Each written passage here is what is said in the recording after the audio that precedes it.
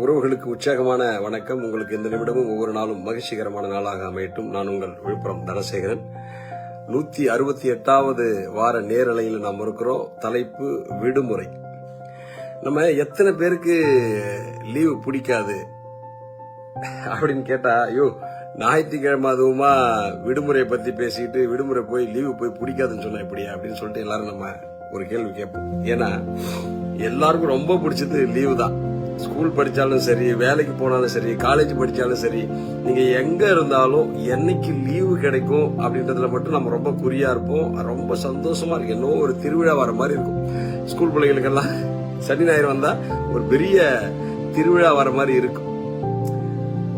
வேலை செய்யறதெல்லாம் எதுக்கு அப்படின்னு கேட்டீங்கன்னா, விடுமுறையான அதாவது லீவுடைய உண்மையான விஷயம் என்ன அப்படின்னு கேட்டீங்கன்னா, வாழ்வதற்காகத்தான் வேலை செய்யணுமோ தவிர வேலை செய்யணும்னே யாரும் வாழல. சில பேர் அப்படி இருக்கிறாங்க. எப்ப கடுமையா உழைச்சிக்கிட்டு ரொம்ப டயர்டாயிட்டு அந்த மாதிரி இருக்கிறாங்க.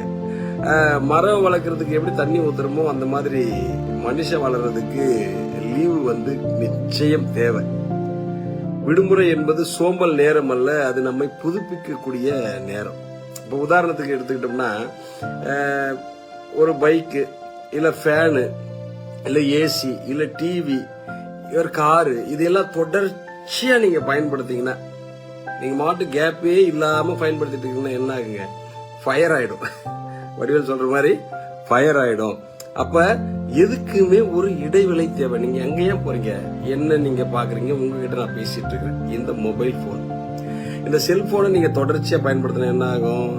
சுவிட்ச் ஆஃப் ஆயிடும். வேலையே செய்யாது, ஆஃப் ஆயிடும். ஒரு உதாரணம் சொல்றேன் பாருங்க. ஒருத்தர் 500 ரூபாய் செக்னல்ல பட்டன் போன் வாங்கி வச்சிருக்கிறாரு.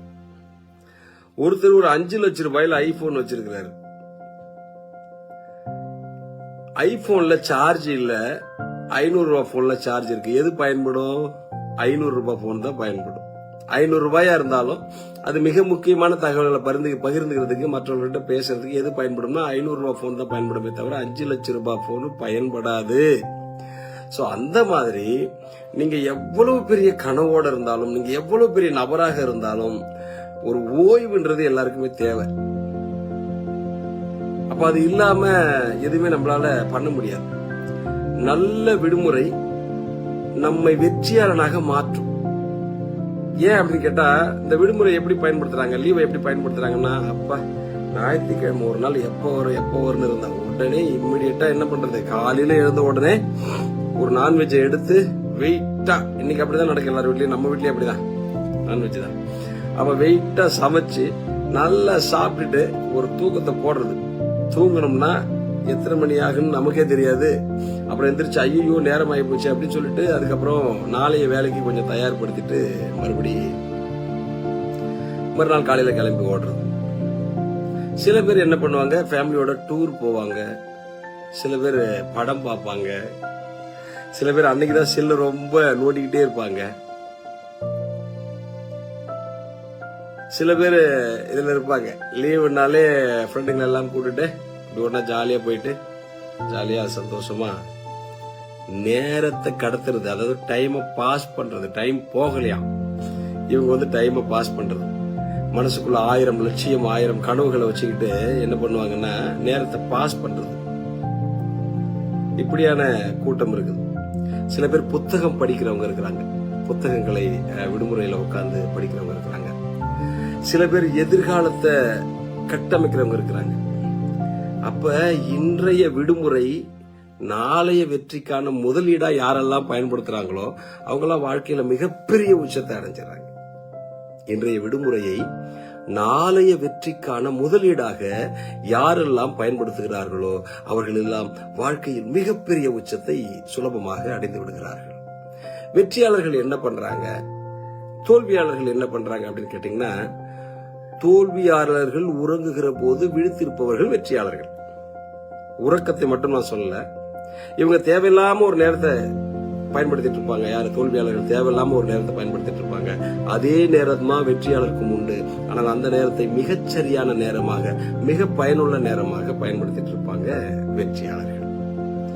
அப்ப ஒரு விடுமுறையை நீங்கள் எப்படி பயன்படுத்துகிறீர்களோ அதுதான் உங்களுடைய எதிர்கால வெற்றிக்கான அடையாளமா இருக்கு.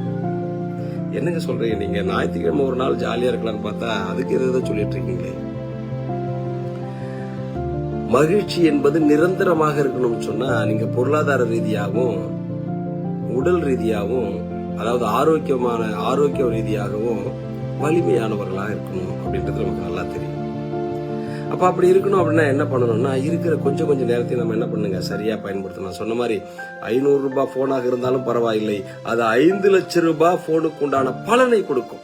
5 லட்சம் ரூபாய் போன் வச்சிருக்கிறவங்களுக்கு என்ன முடியலையோ அது 500 ரூபாய் போன் வச்சிருக்கவங்களால செய்ய முடியும். என்ன முடியல? 5 லட்சம் ரூபாய் போன் வச்சுட்டு சார்ஜ் இல்ல, பேச முடியல. ஆனா 500 ரூபாய் போன் வச்சுட்டு பேச முடியும். அப்ப ஆக சிறந்த நபர்கள் எல்லாம் எப்படி வந்தாங்க அப்படின்னு கேட்டீங்கன்னா 500 ரூபாய் போன்ல இருந்து தான் வந்தாங்க. எப்படி? ரொம்ப ஏழ்மையான சூழல்ல இருந்து, ரொம்ப கடினமான சூழல்ல இருந்து அதை சரியா பயன்படுத்தி வந்துட்டாங்க. ஆனா பெரிய பணக்காரர்கள், பெரிய கோடீஸ்வரர்கள் சில நேரங்கள்ல தங்களுடைய வாழ்க்கையை தொலைச்சிட்டு நிக்கிறாங்க. காரணம் என்ன? சார்ஜ் போடாத விட்டுட்டாங்கன்னு அர்த்தம், சிந்திக்காம விட்டுட்டாங்கன்னு அர்த்தம், நேரத்தை வீணா செலவு பண்ணிட்டாங்கன்னு அர்த்தம். சோ அப்போ விடுமுறை என்பது சாதாரண விஷயம் அல்ல, நாளைக்கு உங்களை வெற்றியாளனாக மாற்றப் போகிற அற்புதமான ஒரு வாய்ப்பு. அதாவது ஒரு விறகு வெட்டி இருந்தா தொடர்ச்சியா மரத்தை வெட்டிக்கிட்டே இருந்தா ரொம்ப வேகமா வெட்டுவான். நல்ல பாடி, எனர்ஜி, நல்ல ஸ்ட்ரென்த்தனான பாடி, ஃபிட்டா வச்சிருக்கா உடம்ப, கட்டுன்னு வெட்டிட்டே இருக்கிறான், தொடர்ச்சியா வெட்டிட்டே இருக்கிறான். ஆனா கொஞ்ச நேரத்துல சோர்ந்துட்டான், நிறைய மரம் வெட்ட முடியல. இது கதை உங்களுக்கு தெரியும் நினைக்கிறேன். ஆனா இன்னொரு மரம் வெட்டக்கூடிய நபர் என்ன பண்ணா அப்பப்ப கேப் ரெஸ்ட் எடுக்கிறது. இவனும் வெட்டினா மரம். இவன் தொடர்ச்சியா வேகமா வெட்டுறான், இவன் கொஞ்சம் பொறுமையா தான் வெட்டுறான். ஆனாலும் அப்பப்ப பிரேக் எடுக்கிறது.